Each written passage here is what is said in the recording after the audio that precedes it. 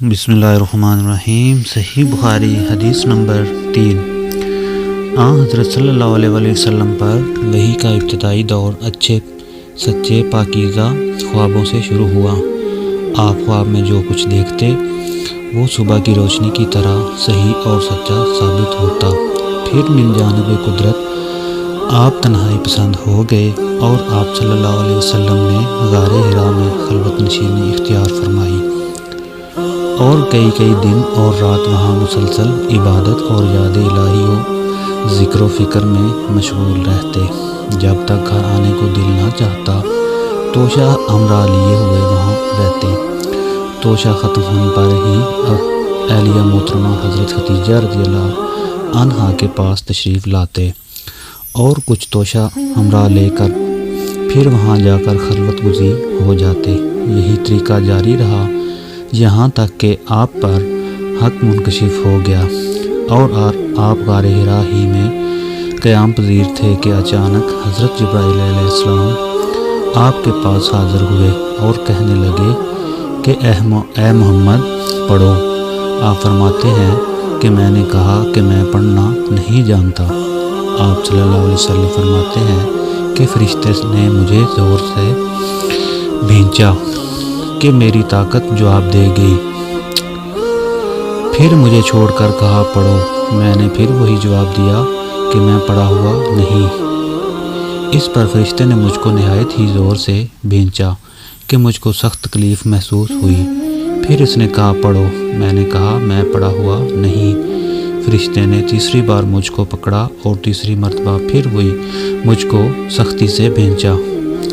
پھر مجھے چھوڑ دیا اور کہنے لگا کہ پڑھو اپنے رب کے نام کی مدد سے جس نے پیدا کیا اور انسان کو خون کی پھٹکی سے بنایا۔ پڑھو اور آپ کا رب بہت ہی مہربانیاں کرنے والا ہے۔ بس یہی آیتیں آپ حضرت جبرائیل علیہ السلام سے سن کر اس حال میں غار حرا سے واپس ہوئے کہ آپ کا دل اس انوکھے واقعے سے کانپ رہا تھا۔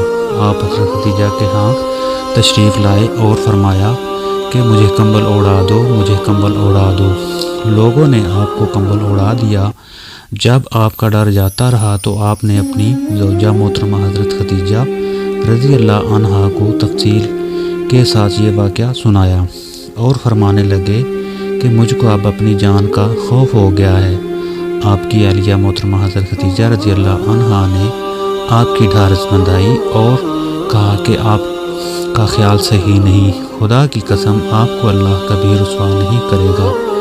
آپ تو اخلاق فاضلہ کے مالک ہیں، آپ تو کنبہ پرور ہیں، بے قصوں کا بوجھ اپنے سر پر رکھ لیتے ہیں، مفلسوں کے لیے آپ کماتے ہیں، مہمان نوازی میں آپ بے مثال ہیں اور مشکل وقت میں آپ امر حق کا ساتھ دیتے ہیں۔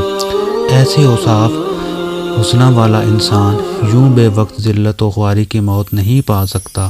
پھر مزید تسلی کے لیے حضرت خدیجہ رضی اللہ عنہا آپ صلی اللہ علیہ وسلم کو ورقہ بن نوفل کے پاس لے گئیں جو ان کے چچا زاد بھائی تھے اور زمانہ جاہلیت میں نصرانی مذہب اختیار کر چکے تھے اور عبرانی زبان کے کاتب تھے۔ چنانچہ انجیل کو بھی حسب منشا خدا بندی عبرانی زبان میں لکھا کرتے تھے۔ انجیل سریانی زبان میں نازل ہوئی تھی، پھر اس کا ترجمہ عبرانی زبان میں ہوا۔ ورقہ اسی کو لکھتے تھے۔ وہ بہت بوڑھے ہو چکے تھے یہاں تک کہ ان کی بینائی بھی رخصت ہو گئی تھی۔ حضرت خدیجہ رضی اللہ عنہا نے ان کے سامنے آپ کے حالات بیان کیے اور کہا اے چچا زاد بھائی، اپنے بھتیجے محمد صلی اللہ علیہ وسلم کی زبانی ذرا ان کی کیفیت سن لیجئے۔ وہ بولے کہ بھتیجے آپ نے جو کچھ دیکھا اس کی تفصیل سناؤ۔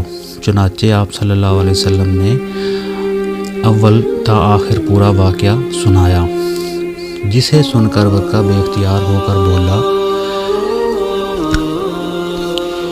یہ تو وہی ناموس معزز رازدان فرشتہ ہے جسے اللہ نے حضرت موسیٰ علیہ السلام پر وحی دے کر بھیجا تھا۔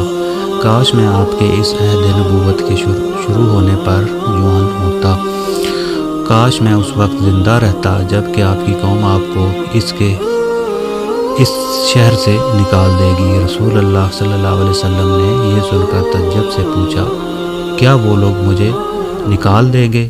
حالانکہ میں تو ان میں صادق و امین اور مقبول ہوں۔ ورقہ بولا ہاں یہ سب کچھ سچ ہے، مگر جو شخص بھی آپ کی طرح امر حق لے کر آیا، لوگ اس کے دشمن ہی ہو گئے۔ اگر مجھے آپ کی نبوت کا وہ زمانہ مل جائے تو میں آپ کی پوری مدد کروں گا۔